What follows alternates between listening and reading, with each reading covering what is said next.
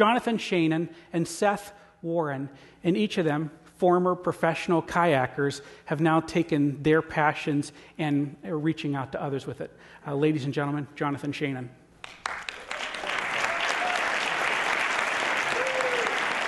Thank you.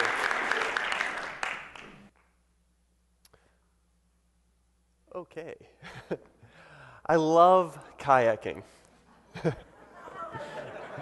I just love kayaking. It's wonderful. And I've been on expeditions all over the world, in Germany and Austria, Slovenia, the Czech Republic, and Alaska, the Yukon, Northwest Territories, and down in Ecuador and Costa Rica, and even a couple trips down the Grand Canyon. And I paid for this lifestyle by running some of the largest online marketing campaigns for home construction companies. And I thought I was living this really wonderful life. It was work in Whitewater. And everything changed with one conversation. This man, the guy with the green hat, Jeff West, he sat me down and he explained to me that my greatest triumphs in marketing were destroying the places that I love the most. That I was basically working to tear down beautiful forested land. And I had never looked at my job that way before. And he was right. He was right. And all of a sudden, I did not feel good about running these marketing campaigns. And I wasn't proud of the life that I was building. And as it turns out, several of my colleagues also felt this need to apply their skills to projects that they really believed in. And together we started a nonprofit organization called AidJoy. And now these are some of our clients. What we do, thanks.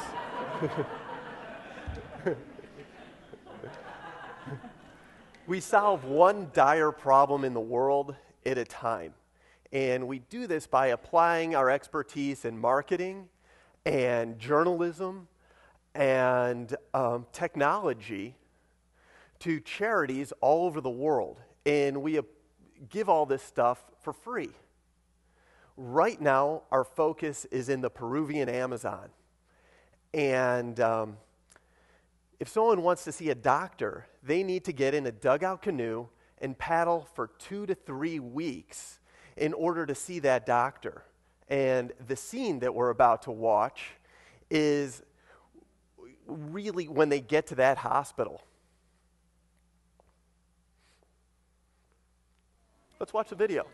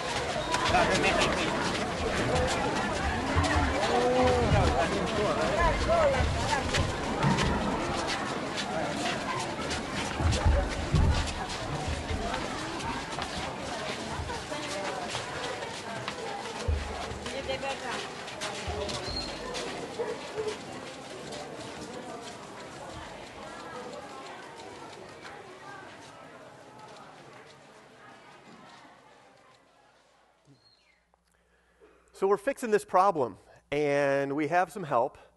The Ministry of Health in the Laredo region of Peru, and some impassioned corporations, and several NGOs. We are all collaborating to build a fleet of floating hospitals, and they are stationed throughout the Peruvian Amazon.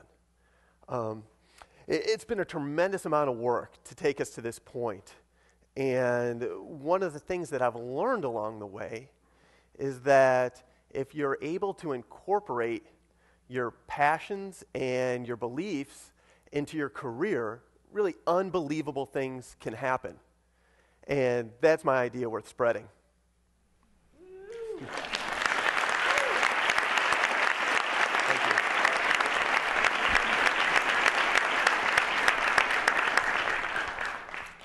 And I'd like to introduce Seth Warren to you. Yeah, buddy. Great job. Thank you so much, Jonathan. Jonathan and I met on the river, and then we were actually in one of those areas that he's working down in Ecuador. And, like Jonathan, I love kayaking, but more than anything else, I'm just in love with nature and getting out. And that's what kayaking has always done for me, is taken me to these amazing places. And but a little bit about myself, I was one of those kids who would climb up the tree and get all the way to the top, and right as it started to bend over, I would stand on the top and jumping off the house into the snow. And as I grew up, my dad would take me skiing up on the mountains, and I just, I developed this love and respect for nature that's just different than most other kids. And I always wanted to be a professional athlete. And when I was in college, I learned how to kayak, and that led me to setting off on this round-the-world journey and eventually, living out my dreams and becoming a professional athlete in whitewater kayaking. But kayaking is a little different than some of the other sports. Mostly what I would do is go around the world and find some of the craziest stuff to throw myself into, flinging myself off of huge waterfalls, and just generally going for places that were before thought to be unnavigable in a water toy, like a kayak. And just finding some of the biggest whitewater in the world. And, along the way, I found myself, meeting people and engaging with different communities in different places. And, it took me to all these different places. These are right here, all the places in the world that I've kayaked. And, it's hard when you're doing a sport like kayaking and you're traveling to all these places not to realize and see the people and the places that you're going. And there was a certain point where I just found myself, in a situation where I felt like I was absorbing everything that the community and the people had to offer and not really giving anything back.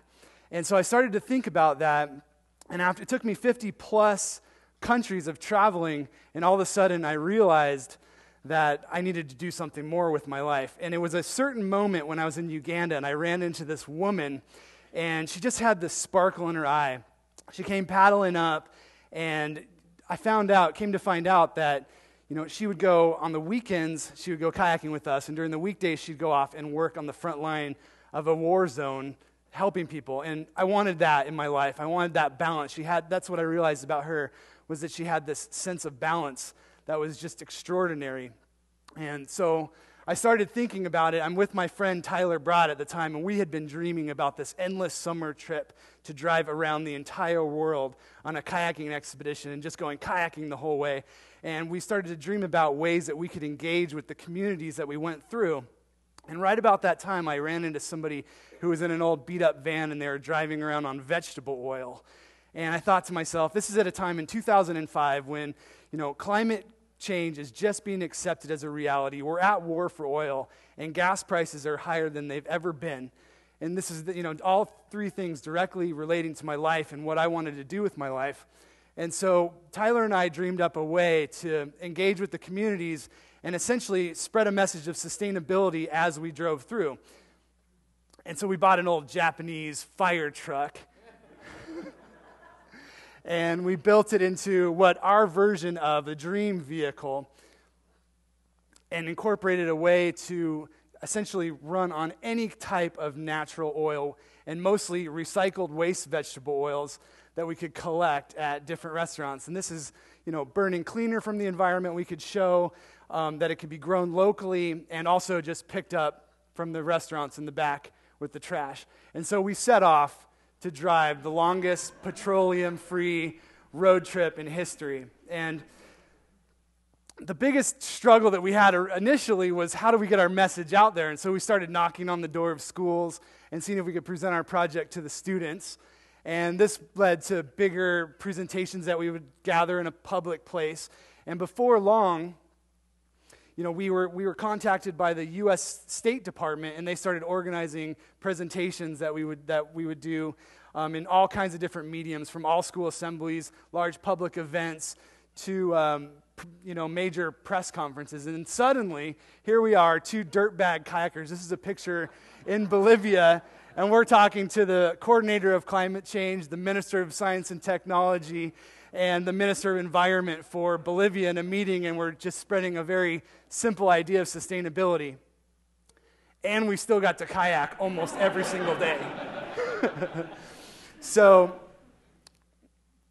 basically, this has changed my life in so many ways. Doing a trip like this, and all of a sudden I've found a new path, and I've continued to add on to the truck. And last year alone, I reached over 200,000 people face to face, doing public demonstrations and meetings like that.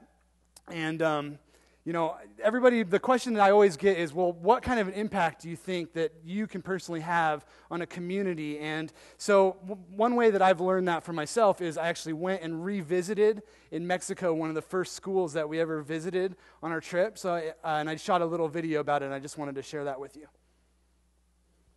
Since the baby came 2 years ago, San Pancho happened a lot of things. The recycling is a reality in this area now. We have recycling centers in this community. And recycling is one of the most easy things to do and one of the most important. This project, baby project, for me is it's one of the best ways to heal the planet, The project is about having a better world for our kids. Baby is the real life example of that, traveling all over the world, all over North America, showing kids, generating excitement in kids. Name is Baby. Cool? Yeah! Want to see it? Yeah! 1, 2, 3!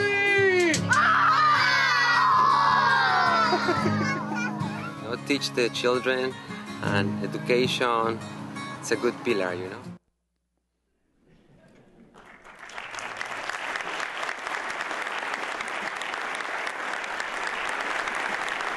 So I guess my idea worth spreading is that balance is a very important component in life.